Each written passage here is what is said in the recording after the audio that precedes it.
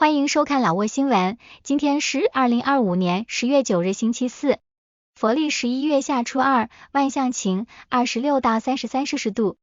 今天的主要内容有最新外汇报价、股市收盘行情、黄金市场报价、万象燃油价格以及老挝时事要闻。首先来关注外汇，根据老挝外贸银行最新公布的今日外汇价格，美元的银行买入价为21528基普。较上一个交易日上涨4基普，涨幅 0.02%。泰铢的银行买入价为 660.79 基普，较上一个交易日下跌 1.36 基普，跌幅 0.21%。人民币的银行买入价为 3009 基普，较上一个交易日上涨3基普，涨幅 0.1%。再来关注股市行情，根据老挝证券交易所最新收盘报告显示，昨日老交所综合指数收于 1360.51 点，较上一个交易日下跌 23.43 点，跌幅 1.69%。开盘 1341.01 点，最高 1360.51 点，最低 1335.92 点。成交量296800股，成交金额37837.6千基普。成交量最高的股票是外贸银行，收盘价1750基普。交易量116800股，其次是马哈腾和中老证券。成交额最高的股票是外贸银行，收盘价1750基普，交易额204256000基普，其次是萨万尼和老挝电力。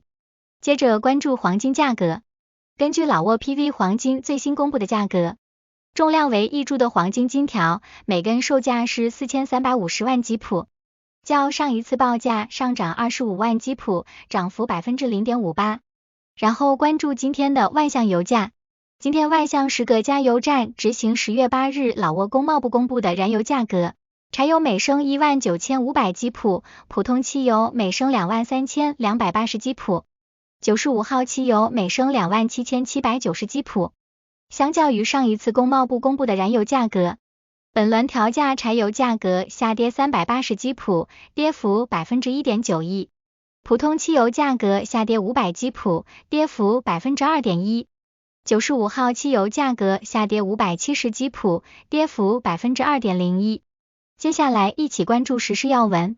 一、老挝与朝鲜加强传统合作关系。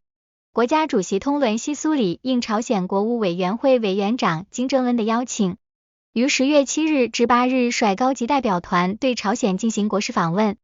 10月7日下午，平壤举行了隆重欢迎仪式，金正恩委员长与通伦西苏里主席随后举行了会晤。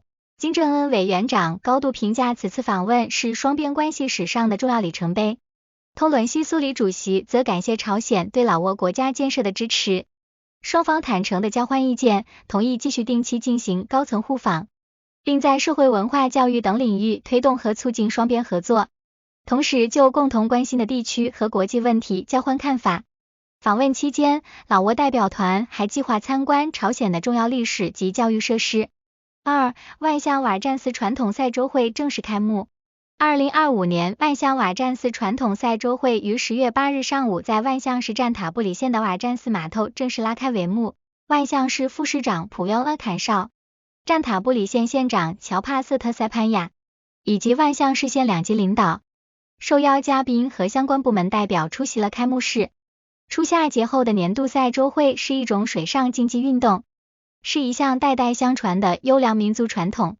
本次赛周会共有12艘船只参赛，包括女子传统船、男子传统船以及呜呜奖的男子竞速船。现场观众人山人海，加油助威声此起彼伏，气氛热烈非凡。三、万象交警确保初夏节及赛周会交通顺畅。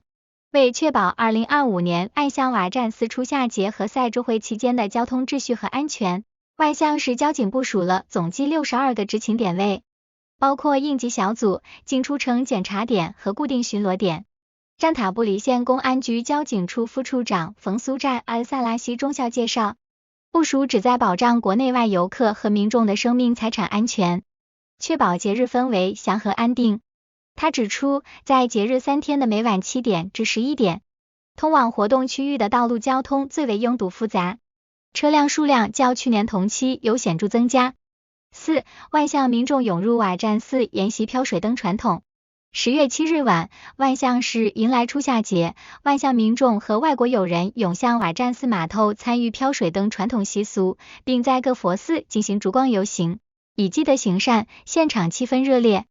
飘水灯是老挝的古老传统，在每年初夏节举行，旨在祭祀水神，人们也相信这是对那家神龙的祭祀。官方强调，真正的祭祀应是科学且环保的，应使用香蕉树、甘蔗等天然、易分解的材料制作飘水灯，避免使用塑料或泡沫，以防污染水源，保护水生生物。此外，节日期间，现场还是有各类商品展销，包括衣食住行等用品。群众摩肩接踵选购商品，活动在保持安全、稳定的氛围中，延续了老挝的优良传统。5. 总理参观巴色赛州会商品展销会。总理宋赛西潘敦于10月8日出席占巴塞省巴色市传统赛州会开幕式后，在省长阿伦塞孙那拉陪同下，参观了在色东河畔举行的商品展销会。越南和柬埔寨驻巴色总领事也一同出席。此次展销会共设有40个展位，参展商涵盖了巴色市及周边县的特色产品、手工业协会、妇女联合会以及知名企业和银行。活动期间还同步举办了夜市。展销会旨在宣传商品，刺激国内市场增长，并促进生产者和经营者之间在加工、生产、设计等方面的交流与学习。总理的参观凸显了对地方经济和传统活动的支持。6. 琅勃拉邦初夏节飘水灯，寺庙点灯光耀古城。正值初夏节和飘水灯活动，琅勃拉邦市各寺庙点亮了无数的油灯，景象壮观而美丽。琅勃拉邦各族人民将齐聚一堂，在巴霍寺举行飘水灯庆典奖金仪式。此活动旨在展现琅勃拉邦人民卓越的文化。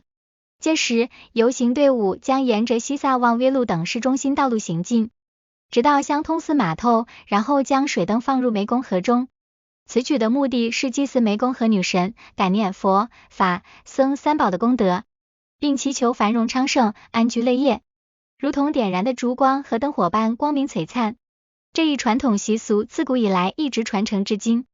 7. 老挝国立大学举行新校门及农学院校门奠基仪式。老挝国立大学于10月8日举行了东都校区新校门和纳彭校区农学院校门的奠基仪式，教育体育部部长通沙利芒诺梅等出席。